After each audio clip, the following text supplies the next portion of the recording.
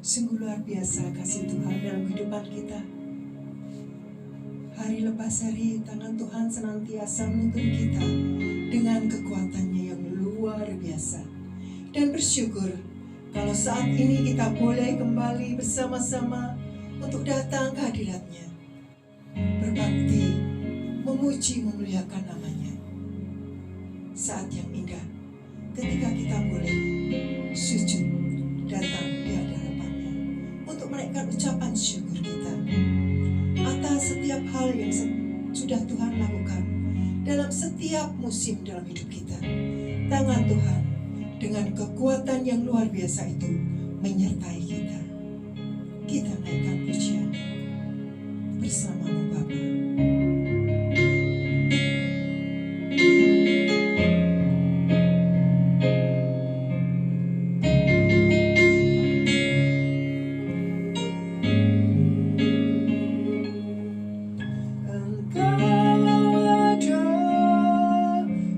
Bersamaku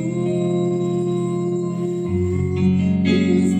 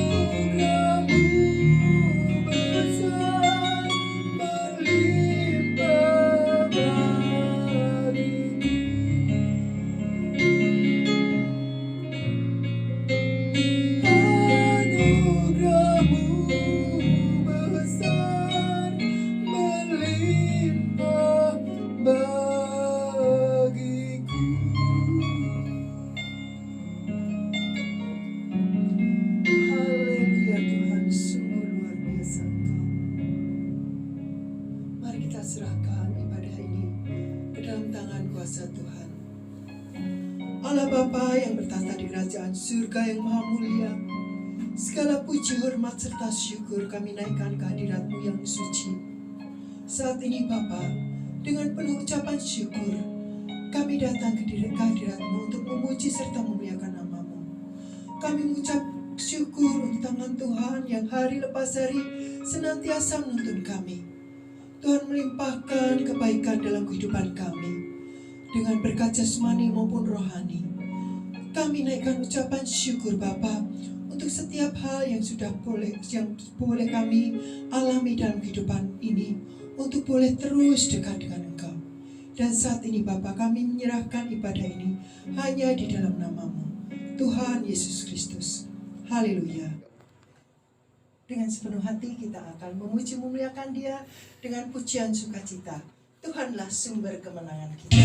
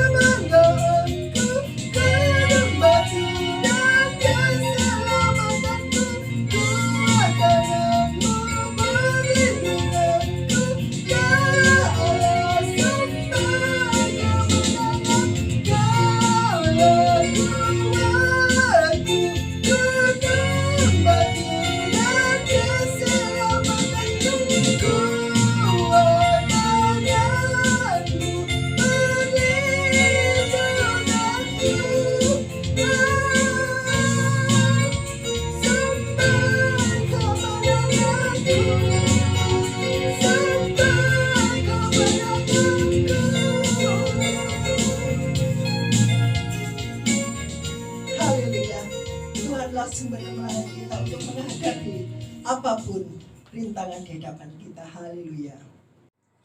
Kita akan disegarkan dengan firman Tuhan. Firman yang memberikan kekuatan kepada kita. Firman yang menuntun kehidupan kita sehari-hari untuk hidup seturut dengan kehendak Tuhan. Kita naikkan Yesus kekuatan.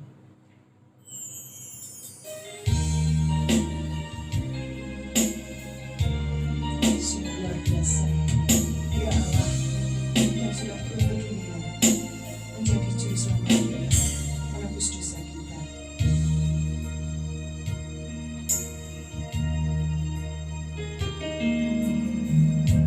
Hanya Engkau, juru selamatku, Tuhan Kau setia.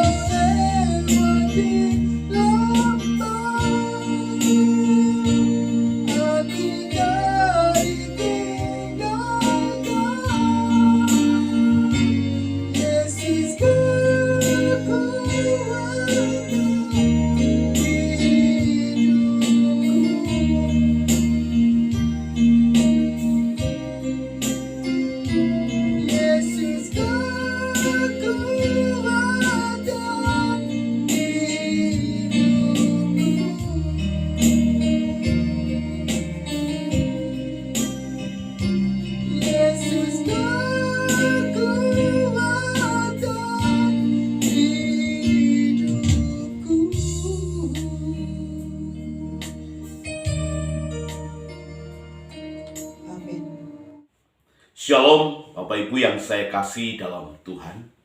Kita tetap semangat untuk kita boleh bertumbuh dalam kerohanian kita. Meskipun di musim pandemi ini. Saudara, saya ingat satu pujian penyembahan yang sudah lama jarang dinyanyikan. Yang diciptakan oleh hambanya, Pendeta Markus Agung Suprapto. Demikian bunyinya. Sekalipun dagingku dan hatiku habis lenyap, gunung batuku dan bagianku, tetaplah Allah selama-lamanya. Saudara, pujian tadi terambil dari firman Tuhan dalam Mazmur 73 ayat yang ke-26. Demikian bunyinya. Sekalipun dagingku dan hatiku habis lenyap, gunung batuku dan bagianku, tetaplah Allah selama-lamanya. Amin. Saudara, dalam bahasa Ibrani, kata daging itu adalah syair, yang berarti mempunyai dua maksud. Yang pertama adalah daging yang berarti tubuh kita, yang terintegrasi dengan jiwa dan roh. Tubuh kita berarti asap sedang mengalami penderitaan tubuh. Asap sedang kesakitan yang amat parah. Dan tidak ada harapan lagi selain bergantung kepada Tuhan. Asap penulis Mazmur ini menyatakan bahwa kesakitannya begitu hebat. Sampai-sampai dia nggak bisa berbuat apa-apa, hanya Tuhan yang menjadi kekuatannya. Yang kedua, kata syair ini berarti adalah daging yang mengacu kepada saudara atau bagian dalam kehidupannya. Siapa itu? Bisa teman dekat, bisa suami ataupun istri, atau orang yang dapat dipercaya. Dan Asap berkata, orang yang dapat dipercaya, teman hidup yang menjadi bagiannya dalam hidupnya, sekarang tidak ada lagi. Tidak ada yang bisa diajak bicara, tidak ada yang bisa diajak sharing, tidak ada yang bisa diajak membagi beban bersama-sama. Siapa yang menjadi harapannya? Pemazmur berkata, tidak ada lagi. Semuanya habis lenyap. Dan bukan hanya daging saja. Dikatakan dalam Mazmur, sekalipun dagingku dan hatiku. Dalam bahasa Ibrani memakai kata hulibab. Artinya adalah manusia batinnya atau pikirannya atau bagian yang sangat urgent, yaitu hati yang terdalam. Ini sudah nggak ada lagi. Ini sudah musnah.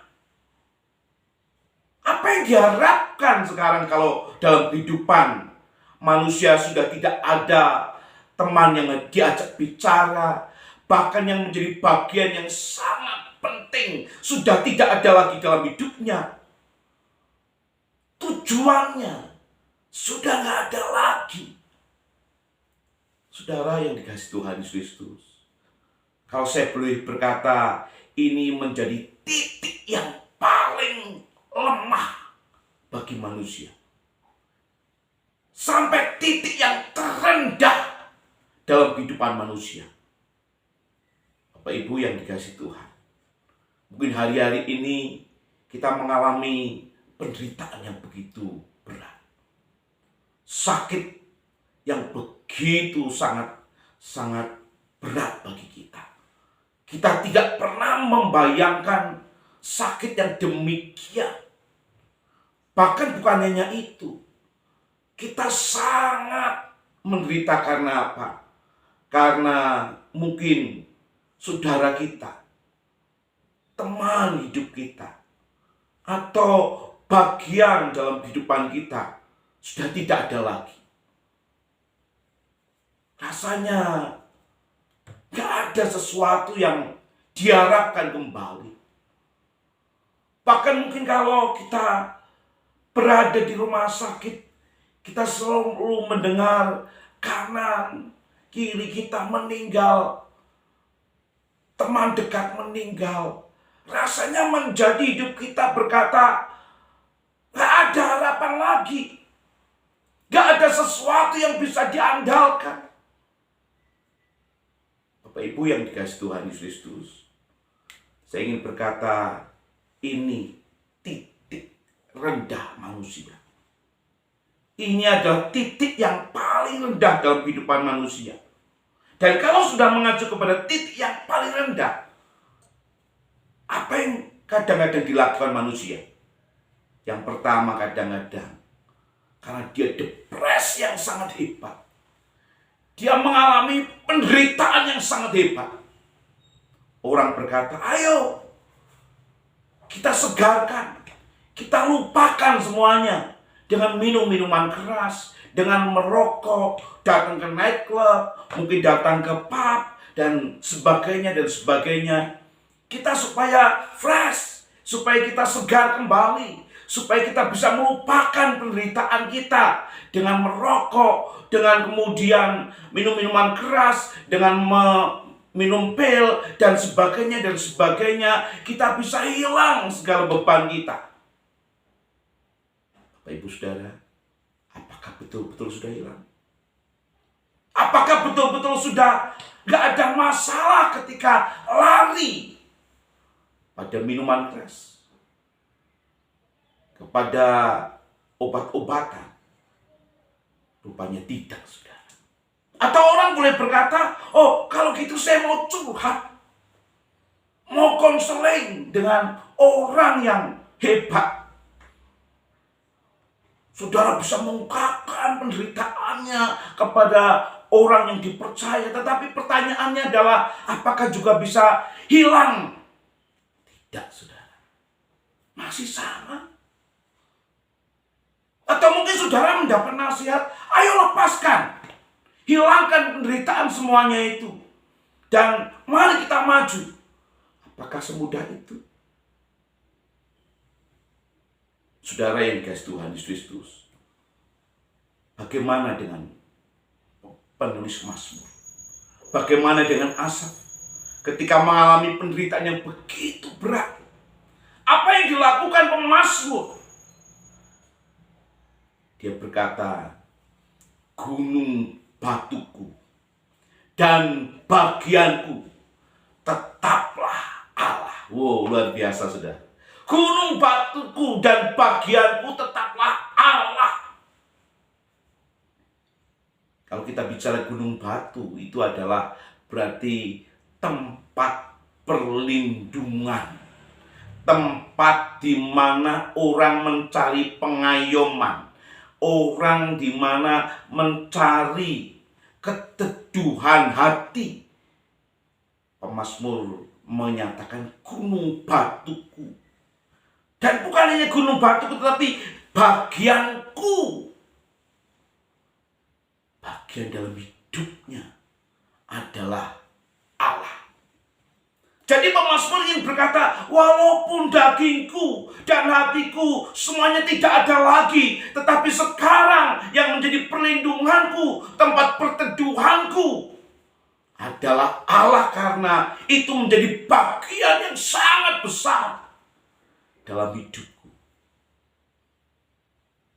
Saudara yang dikasihi Tuhan, kenapa demikian? Karena Tuhan tidak pernah mengecewakan. Baik sebagai perlindungan dan tempat perteduhan. Tuhan tidak pernah mengecewakan. Kalau kita datang ke manusia, kita bisa kecewa. Kalau kita datang kepada orang yang dapat dipercaya sekalipun, kita bisa juga kecewa. Tapi kalau datang kepada Tuhan, Tuhan tidak pernah mengecewakan kita.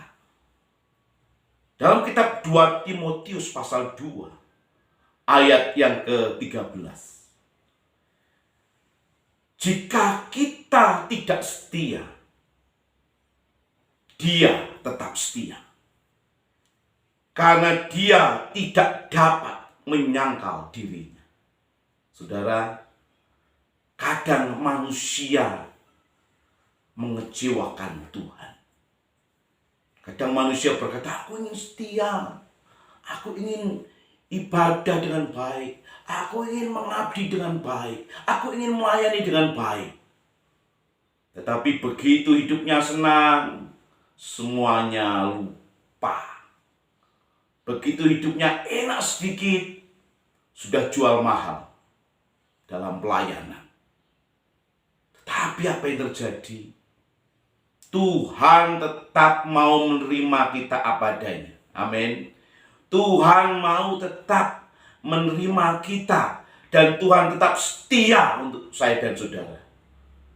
Dia mau menerima kita meskipun kita tidak setia. Dia tetap mau mendampingi kita meskipun kita tidak lagi setia kepada Tuhan. Kadang lari daripada Tuhan. Tetapi Tuhan tetap setia buat kita bersama. Itu sebabnya kalau pemazmur berkata, tempat perlindungannya yang tidak pernah mengecewakan, menjadi gunung batu dan menjadi bagian dalam hidupnya yang tidak pernah mengecewakan adalah Tuhan. Karena dalam segala keadaan apapun, sekali lagi saya katakan, karena dalam segala keadaan apapun, Tuhan tetap setia buat saya dan saudara. Larilah kepada Tuhan. Menangislah kepada Tuhan. Jangan saudara berkata, aku gak setia, bagaimana saya mau datang kepada Tuhan? Aku gak pernah ke gereja, bagaimana aku datang kepada Tuhan? Aku malu pada diriku sendiri. Oh saudara, bagaimana keadaan kita? Tuhan tetap setia. Bagaimana keadaan hidup saya dan saudara? Tuhan tetap menerima kita. Karena Tuhan tetap setia buat saya dan saudara. Itu sebabnya menjadi tempat perlindungan. Yang kedua saudara yang dikasihi Tuhan Yesus Kristus. Kenapa Asaf berkata, hatiku lenyap tetapi aku tetap bersandar kepada Tuhan. Karena hatinya akan dipelihara oleh kasih Tuhan yang besar. Hati orang yang remuk, hati orang yang hancur, itu dipelihara oleh Tuhan. Dan dipenuhi kemuliaan Tuhan selama-lamanya. Kenapa saudara? Karena Tuhan begitu mengasihi umatnya. Kadang-kadang ketika kita dalam titik rendah, kita bisa melepaskan segala sesuatunya. Kita bisa melepaskan segala sesuatu, termasuk iman saya dan saudara bisa terlepas. Beberapa hari ini saya belajar bersama-sama dengan Profesor Malik Susilo. Beliau berkata, kita boleh menyalahkan keadaan. Kita boleh menyalahkan lingkungan kita. Tetapi jangan sekali-kali kita menyalahkan Tuhan Allah. Manusia kadang-kadang menyalahkan Tuhan. Kenapa Tuhan? Saudaraku sekarang tidak ada lagi. Kenapa Tuhan? Orang tuaku tidak ada lagi. Kenapa Tuhan? Suami istri sudah tidak ada lagi. Bahkan orang-orang yang aku kasihi, orang-orang yang aku percaya sudah tidak ada bersamaku lagi. Di mana ketika aku menderita, sedih, Tuhan, Engkau di mana? Saudara yang dikasihi Tuhan, jaga hati kita. Jaga hati kita. Larilah kepada Tuhan. Minta penjagaan hati kita. Supaya iman kita tetap berpaut kepada Tuhan. Karena itu sumber kehidupan kita. Dalam Amsal pasal 4 ayat 23. Jagalah hatimu dengan segala kewaspadaan. Karena dari situlah terpancar kehidupan. Kehidupan selama-lamanya itu dalam hati. Kalau saudara melepaskan iman saudara, melepaskan kepercayaan saudara, saudara tidak akan hidup kekal bersama Tuhan. Minta ketika dalam titik terendah, Tuhan, supaya aku tetap percaya. Jaga hatiku Tuhan, supaya aku tetap percaya dan setia. Karena Engkau menjadi bagianku. Bapak Ibu yang dikasihi Tuhan Yesus Kristus. Akhirnya pemazmur berkata, tidak ada lagi yang diingini kecuali Tuhan. Tidak ada lagi yang diingini kecuali Tuhan. Tuhan yang menjadi bagian terbesar dalam hidupnya. Kenapa saudara? Karena Allah kita menjadi tempat perlindungan saya dan saudara. Itu dapat dipercayai. Allah itu dapat dipercayai melindungi saya dan saudara. Sehingga tidak ada lagi yang diingini kecuali Tuhan Allah. Mazmur 46 ayat 1 berkata demikian. Tidak ada yang diingini kecuali Tuhan. Itu menjadi bagian yang terpenting. Sebab bunyinya, Allah itu bagi kita tempat perlindungan dan kekuatan. Sebagai penolong dalam kesesakan. Sangat terbukti. Sebagai penolong dalam kesesakan. Sudah terbukti. Bahkan sangat terbukti. Sudah teruji. Sangat teruji. Apa yang kita pikirkan bersama-sama? Apa yang kita takutkan bersama-sama? Kalau sudah terbukti. Itu sebabnya Tuhan akan menolong saya dan saudara. Tuhan akan bersama dengan saya dan saudara. Dan Tuhan akan melindungi saya dan saudara. Dan Tuhan akan selalu bersama saya dan saudara. Kenapa saudara? Sudah terbukti. Dan Mazmur 46 ayat 1 ini begitu luar biasa untuk memberkati kita. Karena apa? Dalam Maleakhi pasal 3 ayat 6 dikatakan, bahwasannya aku, Tuhan, tidak berubah. Dan kamu Bani Yakub tidak akan lenyap. Oh saudara, Tuhan tidak pernah berubah. Kenapa? Karena Tuhan tetap terbukti. Dari dulu sampai hari ini sampai akan selama-lamanya. Kasih Tuhan, kuasa Tuhan, anugerah Tuhan, berkat Tuhan tetap sama. Akhirnya saudara saya ingin berkata hari ini, apapun yang terjadi dalam kehidupan saya dan saudara, tetaplah berpaut kepada Tuhan. Jaga hati kita, jangan sampai kita menyalahkan Tuhan. Setialah kepada Tuhan, karena Tuhan tetap setia buat saya dan saudara. Amin. Kita berdoa. Terima kasih Tuhan, Kau berkati kami, Kau menolong kami ya Tuhan. Biarlah Tuhan bersama dengan kami. Kami berdoa Tuhan untuk saudara-saudara kami yang sakit. Tuhan, Kau jamah sembuhkan. Kami berdoa untuk saudara-saudara kami yang sedang bergumul dalam kesedihan.